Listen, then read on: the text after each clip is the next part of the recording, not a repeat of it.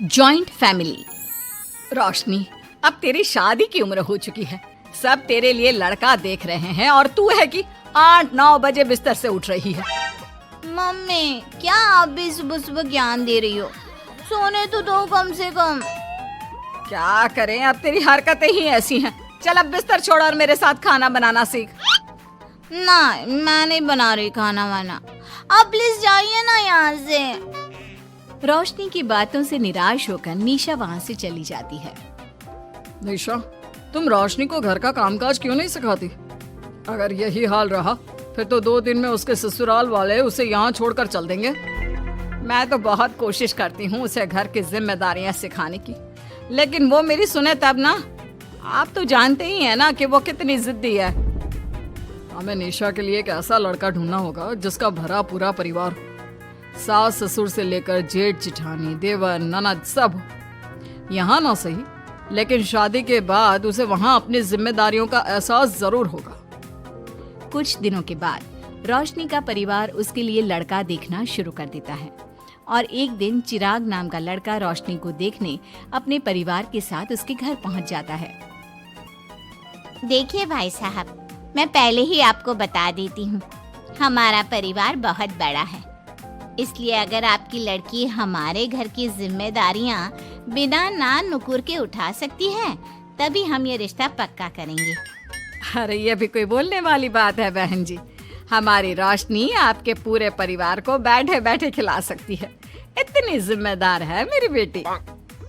अगर ऐसी बात है फिर तो हमें इस रिश्ते से कोई आपत्ति नहीं है। तो फिर चट मंगनी पट ब्याह के बारे में क्या ख्याल है? हाँ बिल्कुल, शादी में देर किस बात की, 3 हफ्ते बाद ही शादी का शुभ योग है। अगर आपको कोई दिक्कत ना हो तो हम इनकी शादी भी 3 हफ्ते बाद ही करा देते हैं। अरे हमें इसमें कोई परेशानी नहीं है। इस तरह दोनों परिवारों में शादी की तैयारियां शुरू हो जाती है और कुछ ही दिनों बाद रोशनी की शादी चिराग से करा दी जाती है। शादी के बाद, बहू इनसे मिलो, ये है तुम्हारी दादी सास, ये बड़ी सास और बड़े ससुर, ये तुम्हारे जेठ, ये जेठानी, ये दोनों तुम्हारे देवर और ये इस परिवार के सबसे छोटी बेटी सिमरन, यानी कि तुम्हारी ननद है। परिवार में इतने सारे लोगों को देखकर रोशनी का सर चकरा जाता है। वो अपना सर पकड़ लेती है और मन ही मन सोचने लगती है, हे भगवान, ये किस जन्म का बदला लिया है आपने मुझसे? मैंने क्या बिगाड़ा था आपका जो आपने मुझे ऐसा परिवार दिया? बेटा, किस सोच में पड़ गई तुम? और कितने लोग हैं आपके परिवार में? बस हम इतने ही लोग हैं बेटा, ज्यादा लंबा परिवार नहीं है हमारा। अब इससे लंबा और कितना बड़ा परिवार होगा आपका? ये ससुराल कम चिड़ियाघर ज्यादा लग रहा है। कुछ कहा क्या तुमने बेटा? नहीं मम्मी जी, वो मैं बहुत थक गई हूँ, तो क्या अब मैं सोने जा सकती हूँ? हाँ क्यों नहीं बहू। चिराग, बहू को अंदर कमरे में लेकर जा। जी माँ। चिराग रोशनी को अंदर कमरे में लेकर जाता है। चिराग, मुझे यहाँ नहीं रहना, मुझे अलग रहना है। ये तुम क्या बोल रही हो रोशनी? अभी तो आई हो तुम और अभी अलग होने की बात कर रही हो। परिवार वालों को पता चलेगा तो कितने दुखी होंगे वो लोग। मुझे नहीं मतलब किसी से, और इसे तुम परिवार कहते हो? ये परिवार कम कोई गली मोहल्ला ज्यादा लग रहा है। रोशनी, अभी तुम नई हो इस परिवार में, इसलिए शायद तुम्हें ऐसा लग रहा है।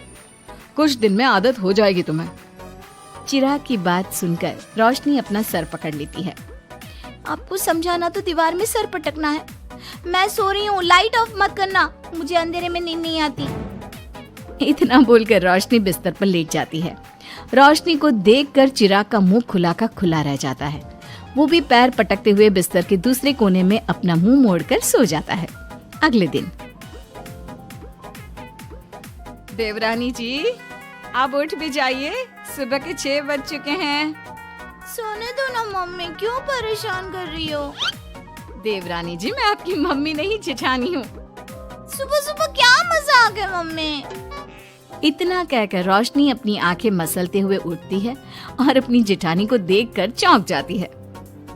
दीदी आप यहाँ? पिछले 1 घंटे से तुम्हें उठा रही हूँ, लेकिन तुम हो कि अब उठ रही हो? लेकिन अभी तो सिर्फ 6 बज रहे हैं, आपने मुझे उठाया क्यों? वो इसलिए क्योंकि आज तुम्हारे इस घर में पहली रसोई है, तो खाना आज तुम्हें ही बनाना होगा ना।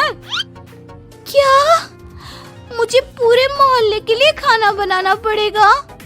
नहीं रोशनी, तुम्हें पूरे मोहल्ले के लिए नहीं, सिर्फ परिवार के लोगों के लिए ही खाना बनाना है।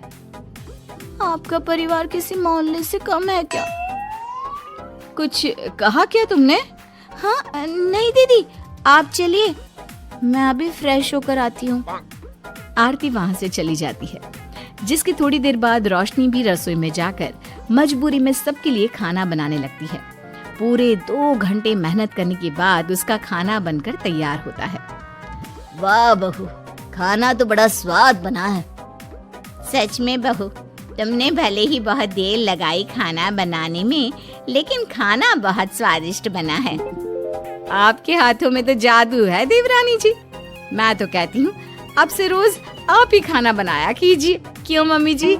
हाँ हाँ बेटा, बिल्कुल ठीक कहा तुमने। रोशनी, आज से रोज तुम ही खाना बनाना। ये सुनकर रोशनी चौंक जाती है। खाना खाने के बाद सभी लोग रोशनी को शगुन का नेक देते हैं और फिर अपने अपने रूम में चले जाते हैं।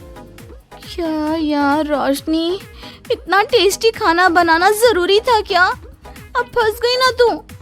ये सब माँ पापा की वजह से हो रहा है, उनके कारण मुझे ये सब झेलना पड़ रहा है। रोशनी गुस्से में अपने रूम में जाती है और अपनी माँ को फोन मिलाती है। मम्मी, मैं आपको कभी माफ नहीं करूंगी। आपने जानबूझकर मुझे इतने बड़े परिवार में भेजा है, जहाँ मुझे सांस लेने की भी फुर्सत नहीं है। हमने ये सब इसलिए किया ताकि तू अपनी जिम्मेदारियां निभाना सीखे। अब मायके की तरह ससुराल में भी अपनी जिम्मेदारियों से मुंह मत मोड़ लेना। मुझे नहीं रहना माँ यहाँ। इस घर में जितने लोग हैं, उतने तो हमारे गली मोहल्ले में भी नहीं थे। माँ, मैं आपसे आपकी सारी बातें मानूंगी, पर प्लीज मुझे यहाँ से ले जाइए। बिल्कुल नहीं, अब से वही तेरा सब कुछ है। वहाँ से भागने के बजाय अपनी जिम्मेदारियां पूरी करना सीख, इससे हमें भी थोड़ी खुशी मिल जाएगी। माँ की बातों से निराश होकर रोशनी फोन काट देती है, जिसके बाद उसकी नजर नेक में मिले पैसों पर पड़ती है और वो फटाफट से बिस्तर पर बैठकर पैसे गिनना शुरू कर देती है। अरे वाह, ये तो पूरे 25,000 रुपए हैं। किसी ने भी 5100 से कम का नेक नहीं दिया। चलो अच्छा है, कुछ तो फायदा हुआ इतने बड़े परिवार में शादी करने का। अब इन सब पैसों से मैं अकेले शॉपिंग करूंगी, बहुत मजा आएगा। शॉपिंग के बारे में सोच सोच कर ही रोशनी अपने बिस्तर पर कूदने लगती है। उसे बिस्तर पर कूदता देख सभी लोग चौंक जाते हैं। भाभी, आप ऐसे क्यों उछल रही हो? छोटी बच्ची हो क्या? अपनी ननद की बात सुनकर रोशनी का मुंह खुला का खुला रह जाता है। थोड़ी देर बाद रोशनी घर में बिना बताए शॉपिंग के लिए निकल जाती है और शगुन में मिले पूरे पैसों को शॉपिंग में उड़ा देती है। शाम में, देवरानी जी कहाँ गई थी आप? जानते हैं सब आपके लिए कितना परेशान हो गए थे, कम से कम आपको बताकर तो जाना चाहिए था ना। सॉरी दीदी, मैं आप लोगों को बताना भूल गई। वैसे इतने सारे बैग किस चीज के हैं? तुम शॉपिंग करने गई थी क्या? हाँ दीदी, वो आज नेक में इतने सारे पैसे मिले थे ना, तो मैंने सोचा क्यों ना मैं उन पैसों की शॉपिंग ही कर लूं। अरे वाह, ये तो बहुत अच्छा सोचा तुमने। मम्मी, पापा, सिमरन, देवर जी, सब बाहर आइए। देखिए रोशनी हम सब के लिए क्या लाई है। रोशनी कुछ समझती उससे पहले ही वहाँ सब लोग आ जाते हैं। क्या हुआ आरती बहू, क्यों चिल्ला रही हो? अरे देखिए ना माँ, रोशनी हमारे लिए शॉपिंग करके आई है। वो देखिए, रोशनी हम सब के लिए कितने कपड़े लेकर आई है। आरती की बात सुनकर रोशनी के पैरों तले जमीन खिसक जाती है। उसके मुंह से एक शब्द तक नहीं निकलता। सच में भाभी, आप कितनी अच्छी हो। बेटा, हम सबके लिए तुझे खरीदारी करने की क्या जरूरत थी? अभी तेरी नई नई शादी हुई है, तुझे अपने लिए लेना चाहिए था ना।